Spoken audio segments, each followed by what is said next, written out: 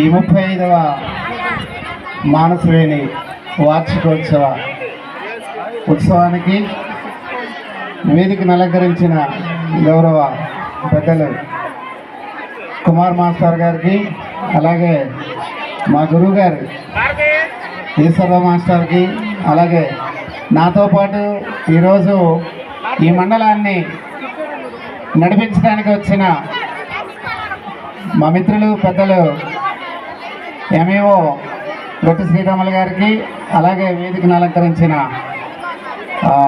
Parent గారికి, అలాగే ఈ పాఠశాలని ముందుకు నడిపిస్తున్న ఉపాధ్యాయుని బృందానికి అందరికీ కూడా నమస్కారాలు తెలియజేస్తున్నాను. అలాగే పిల్లలకి శుభాశీస్సులు.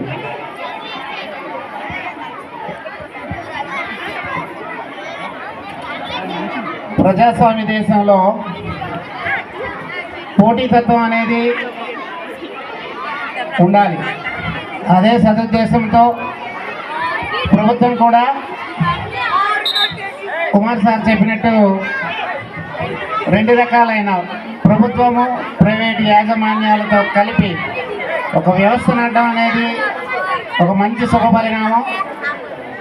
ఆ క్రమంలోనే మరి పాఠశాలను స్థాపించడం, విద్యార్థులకి విద్యాబుద్ధులు చెప్పించడం అనేది ప్రభుత్వ బాధ్యతే కాదు, అది ప్రైవేటు వ్యక్తుల యొక్క సమూహం యొక్క బాధ్యత కూడా ఎంతైనా ఉంది అని భారత రాజ్యాంగంలోనే వ్రాయబడి ఉంది. మరి ఇద్దరు పిల్లలతో స్థాపించబడిన ముగ్గురు త్రిమూర్తులతో స్థాపించబడిన ఈ మానసవేణి కాన్వెంట్ ఈరోజు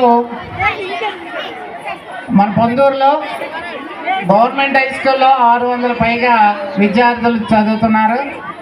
వాళ్ళకి విద్యాబుద్ధులు చెప్పడానికి 40 మంది టీచర్లు పనిచేస్తున్నారు. మరి ఇక్కడ కూడా 600 మంది ఒక ప్రైవేట్ భాగస్వామ్యంతో 600 మంది విద్యార్థులు అభ్యసించడం, 40 మంది టీచర్లకి ఇక్కడ పనిచేయడం అనేది ఒక గొప్ప విషయం. ఎందుకంటే మేము మండలం చూస్తుంటాము, జిల్లా చూస్తుంటాము, ఒక్కొక్కసారి రాష్ట్రంలో కూడా కొన్ని పాఠశాలలు చూస్తుంటాము. 500 పైగా విద్యార్థులు ఉండడం అనేది నిజంగా ఈ యాజమాన్యం ఏ విధంగా నడిపిస్తుంది?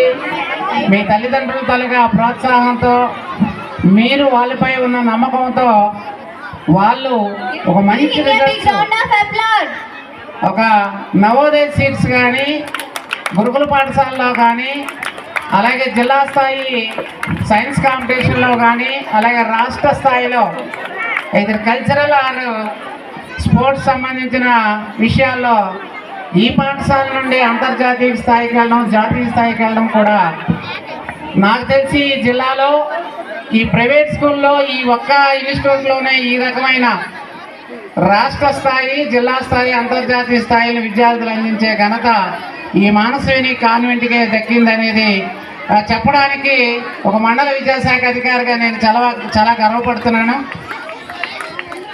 అయితే అందరము విద్య చెప్తాము అంటే ఈరోజు నేను మండల అధికారిగా నేను ఇక్కడ ఒక అతిథిగా రావచ్చేమో కానీ ఈ కాన్వెంట్లో ఒక్కొక్కసారి మాస్టర్స్తో నేను మీటింగ్లో, మా వీధికి సంబంధించిన మీటింగ్లో పాల్గొనేటప్పుడు నేను కూడా యాజ్ ఏ హెడ్ మాస్టర్గా ప్రమోషన్ వచ్చిన తర్వాత వీళ్ళు ఏవైతే మంచి నీతి వాక్యాలు కానీ, లేదంటే ఏవైనా వర్డ్స్ కానీ వాళ్ళ పాఠశాలలు ఈ పక్కనున్న ఈ తరగతులలో రాసేటప్పుడు అవి నోట్ చేసుకొని మా పాఠశాలలో జడ్పిహెచ్ఎస్ లావేర్లో, అచ్యుతాపురంలో నేను వాటిని అనుసరించి కల్చరల్ యాక్టివిటీస్ కూడా మరి గురువుగారు చూసే నేను లావేర్లో కల్చరల్ యాక్టివిటీస్ని స్టార్ట్ చేసి ఈరోజు మా పిల్లలకు కూడా ఆ కల్చరల్ యాక్టివిటీస్ అనేవి కంటిన్యూ చేస్తున్నారు. అదే విధమైన స్ఫూర్తి కూడా ఒక హెడ్ మాస్టర్గా వీళ్ళ దగ్గర నుంచి నేను అరువు తెచ్చుకున్నాను. ఎందుకంటే వాళ్ళు అంటే ఏదైనా ఒక మంచిని మాత్రం మనం గ్రహించాల, మంచిని స్వీకరించాల. అలాంటప్పుడే ఆ సంస్థకి మనకి గౌరవం అనేది ఉంటుంది. కాబట్టి అలాంటి తీర్చిదిద్దిన ఈ ఇద్దరికీ కూడా నిజంగా మరి మెనీ థ్యాంక్స్ సార్. అలాగే మరి నా పిల్లలు కూడా ఇక్కడే చదువుకున్నారు. ఎందుకంటే నేను గవర్నమెంట్ ఎంప్లాయీ అయ్యిండు కూడా నా పిల్లలు కూడా ఇక్కడే చదివించాను.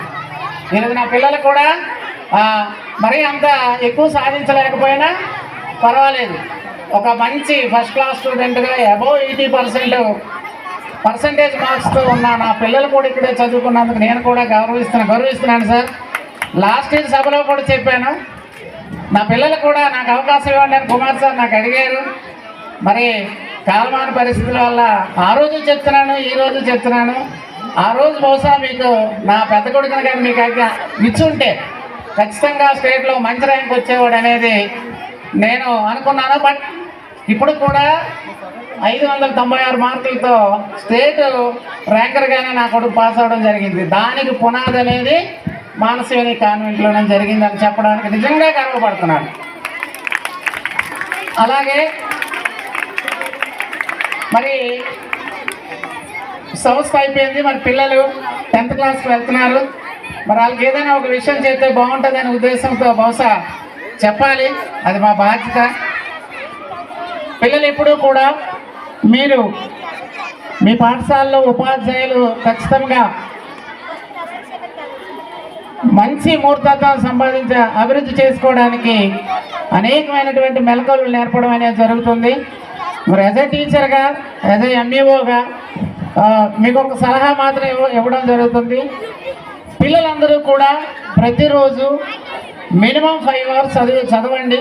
మీకున్న నాకు తెలిసి 35 days 10th క్లాస్కి ఇంకా ఎగ్జామినేషన్ టైం ఉంది. రోజుకి 5 గంటలు, 5 గంటలు కూడా మీ సబ్జెక్ట్స్కి కేటాయించుకొని weightage of subject, weightage of మా క్వశ్చన్స్ బేస్ చేసుకొని వాటిని డివైడ్ చేసుకొని కఠినమైనవి పర్వాలేదు, అసలు నాకు వచ్చినవి 3 రకాలుగా చేసుకొని కఠినమైన వాటితో దృష్టి పెట్టి అవి ఉపాధ్యాయుల చేత especially for maths and science ఈ 2 సబ్జెక్టులో కూడా ఆయా ఉపాధ్యాయుల ద్వారా మీరు సూచనలు తీసుకోగలిగితే.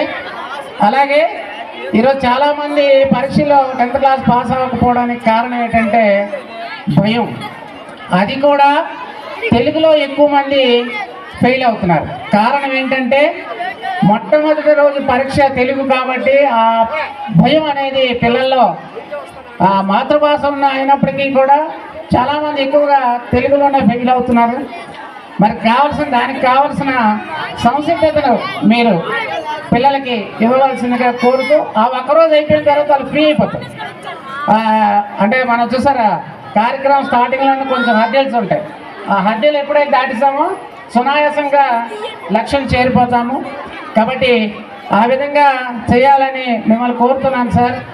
అలాగే మరి తల్లిదండ్రులకు కూడా మీరు కూడా పిల్లలకి ఈ 10th క్లాస్ పరీక్షల్లో మాత్రం వాళ్ళకి ఒక మంచి లైట్ ఫుడ్ అనేది ఇవ్వండి. లైట్ ఫుడ్ అంటే హార్డ్ కాకుండా లైట్ ఫుడ్ తక్కువ మోతాదులో కొంచెం వాటర్ ఇవ్వండి. తర్వాత మజ్జిగ కూడా హీట్ చేయకుండా మజ్జిగ వాళ్ళు చదువుతున్న సమయంలో వాళ్ళకి చేదోడుగా ఉంటే పిల్లలు కూడా తల్లిదండ్రులు మా పట్ల మంచి భావంతో ఉంటున్నారు, మేము చదువుతుంటే మాకు కూడా పక్కనే ఉండి ప్రోత్సహిస్తున్నారనే భరోసా అనేది తల్లిదండ్రులుగా మీరు ఇవ్వాలి. అది మన బాధ్యత. ఏ రోజైతే పిల్లవాడు కష్టపడి చదువుతున్నాడో ఆ రోజు తల్లిదండ్రులుగా మన బాధ్యత, మనం 50% బాధ్యత మనం నిర్వర్తించగలిగితే వాడికి ఏం కావాలి, ఏం చదువుకోవాలి, వాడు ఏం చదువుతాడు అనేది నిర్ణయాన్ని మాత్రం పిల్లలకు వదిలేయాలి. మీరు బలవంతంగా కూడా ఆ పిల్లల మీద ఏది రుద్దకూడదు. వాడికి సపోజ్ సైన్స్లో వాడికి ఇంట్రెస్ట్ ఉందనుకోండి, సైన్స్ సబ్జెక్ట్ మీదే చదివించండి. మ్యాథ్స్ అనుకోండి, ఆ మ్యాథ్స్నే అంటే మీకు ఇంజనీరింగ్ అదే చదివించండి. కానీ మ్యాథ్స్ రాదు కాబట్టి నువ్వు మ్యాథ్సే చదవాలి, వాడికి రాదు, మీరు చదివేస్తారు. అక్కడికి వెళ్ళి వాడు ఇబ్బంది పడతాడు. అనేకమైన దాని పర్యవసనాలు గత 2 సంవత్సరాల్లో చాలా రకాలైన పర్యవసనాలు అనేవి మనకి సమాజంలో కనబడ్డాయి. కాబట్టి వాడికి ఏది ఇంట్రెస్ట్ అనేది ముందు మీరు తెలుసుకోండి, వాడిని అడగండి. వాడి ఇంట్రెస్ట్ మేరకే మీరు ఆ చదువు వైపు వాడిని మళ్లించవలసిందిగా, అటువైపు వాడి మనస్సుని మీరు అవేర్ చేసి, కొంతమంది చేత ఇలాంటి ఉపాధ్యాయులు కానీ ఇలాంటి పెద్దల చేత అవేర్ చేసి వాడి చదువుకు మంచి పాట వేస్తారని తల్లిదండ్రులకి వినయపూర్వకంగా కోరుకుంటూ, మరి కాలాతీతం అవుతుంది. మరి పిల్లలు కూడా కల్చరల్ యాక్టివిటీస్ మీద చాలా దృష్టి ఉన్నది. కాబట్టి ఇక్కడ నాకు ఈ అవకాశం ఇచ్చిన కుమార్ సార్ గారికి, అలాగే ఈశ్వర మాస్టర్కి, అలాగే ఎంతోమందిని తయారు చేసి ఎంతోమందిని అనేక రంగాలుగా లాస్ట్ ఇయరా before last year sir Kumar sir last year మరి బిఫోర్ లాస్ట్ ఇయర్ తెలీదు. ఆ రోజు మాత్రం ఇక్కడ చూస్తున్న తల్లిదండ్రులు మేము అందరం కూడా చాలా హ్యాపీగా ఫీల్ అయ్యాం.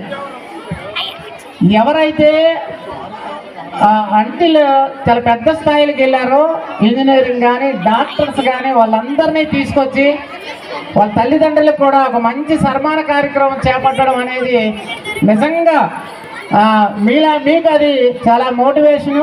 భవిష్యత్తులో మీ పిల్లలు కూడా అలాగ తయారైతే మీకు కూడా ఆ రకంగానే సమాజంలో గౌరవం అనేది దక్కుతుందని తెలియజేయడానికి చాలా సంతోషిస్తూ నాకు ఈ అవకాశం ఇచ్చిన మీరు, అలాగే ఉపాధ్యాయులందరికీ కూడా మరి ఎంతో కష్టపడి మీరు మూల స్తంభాలు అయితే ఫీల్డ్ లెవెల్లో కష్టపడి పిల్లలకి మంచి విద్యను అందించే మానసవేణి ఉపాధ్యాయ బృందానికి కూడా మీ అందరికీ కూడా అభినందన తెలియజేస్తూ, ఈ సంవత్సరం కూడా మా స్వార్థం అనుకోండి, మీరు కూడా మరి నేను అలా చెప్పొచ్చో చెప్పకూడదు తెలియదు, మాతో పాటు మీరు కూడా 100% రిజల్ట్తో మాతో పాటు మా ప్రభుత్వ పాఠశాలతో పాటు మీరు నిలబడాలని ఈ సభాముఖంగా కోరుకుంటూ సెలవు తీసుకుంటాం. Thank you.